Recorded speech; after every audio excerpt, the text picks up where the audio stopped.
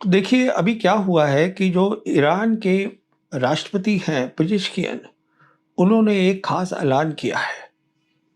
उन्होंने ये कहा है कि जो इस्लामाबाद एमओयू है, वो लड़ाई खत्म होने के बाद ईरान की विदेश नीति की बुनियाद बनेगा। बहुत इंपॉर्टेंट बात है, समझिए इसको।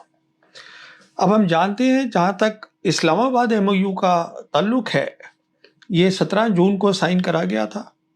अमेरिका की तरफ से प्रेसिडेंट ट्रंप ने करा, ईरान की तरफ से प्रेसिडेंट पेजेश्कियन ने किया, और साथ में पाकिस्तान के प्रधानमंत्री शहबाज शरीफ ने किया एज अ मीडिएटर, जो मध्यस्थता करा रहे थे दोनों पार्टीज की।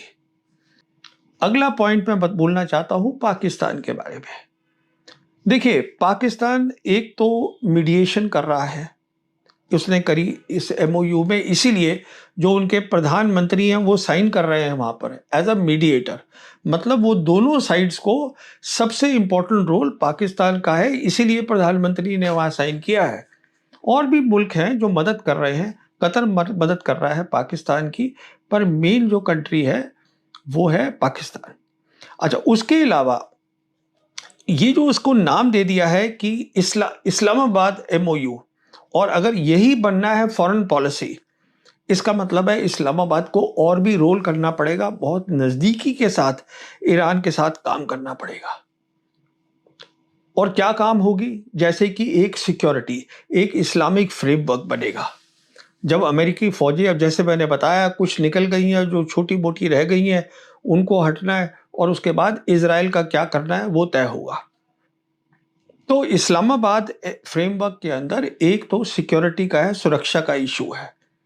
सऊदी ने ऑलरेडी कर रखा है एग्रीमेंट पाकिस्तान के साथ सुरक्षा का, कुवैत ने भी कर लिया है, कतर भी करेगा, बाकी सब करेंगे यूएई को छोड़ के।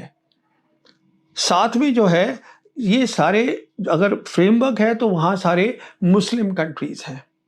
इसीलिए इस्लामाबाद को मेरे हिसाब से ईरान ने बोला है इस्लामाबाद एमओयू, जिससे कि हर मुस्लिम कंट्री को साथ में आना है, उनको सुन्नी शिया या कोई और सेक्ट पे तकसीम नहीं करना है। ईरान आप जानते हैं शिया मुल्क है, पाकिस्तान सुन्नी मुल्क है, सब काम करेंगे एज मुस्लिम कंट्रीज। ये रिक्वायरमेंट है, तभी मुस्लिम इस्लामिक फ्रेमवर्क बनेगा। देखिए, और नेक्स्ट पॉइंट क्या है इसका, कि जो इस्लामाबाद एमओयू है, जो अगर आप उसका लास्ट आर्टिकल देखें 14, वो साफ कहता है कि जो फाइनल डील होगी, जहां तक मैंने बताया कि ईरान का ताल्लुक है, उनकी तो यही फाइनल डील है। फाइनल डील जो है वो एंडोर्स करी जाएगी।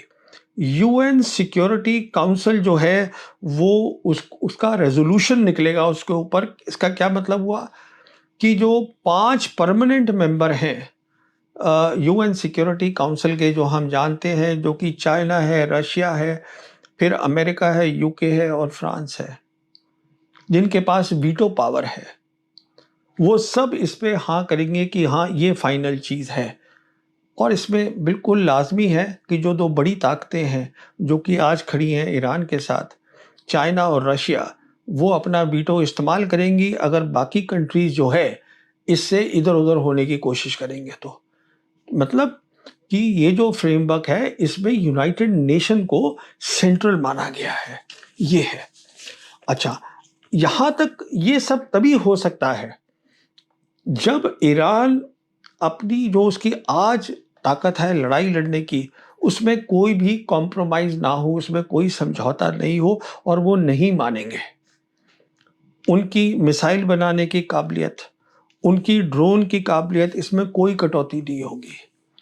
और जो उनके रीजनल कंट्रीज हैं जिसको हम रेजिस्टेंट फ्रंट कहते हैं, यमन हुआ, इराकी मिलिशिया हुआ, हिजबुल्लाह हुआ है, यहाँ पे सब शांति होनी है। और ये जिम्मेदारी अमेरिका की है कि किस तरीके से, अब जैसे सऊदी और यमन की लड़ाई चल रही है, इसमें अमेरिका तो बात नहीं करेगा, अमेरिका को करना है इजराइल को कंट्रोल।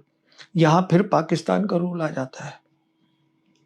पाकिस्तान का रोल आ जाता है कि सऊदी से बात करे कि तुमको अपना यमन के साथ अगर ये रीजनल फ्रेमवर्क बनना है तो आपको आपस में बैठ के बात करनी पड़ेगी, ये लड़ाई से काम नहीं चलेगा।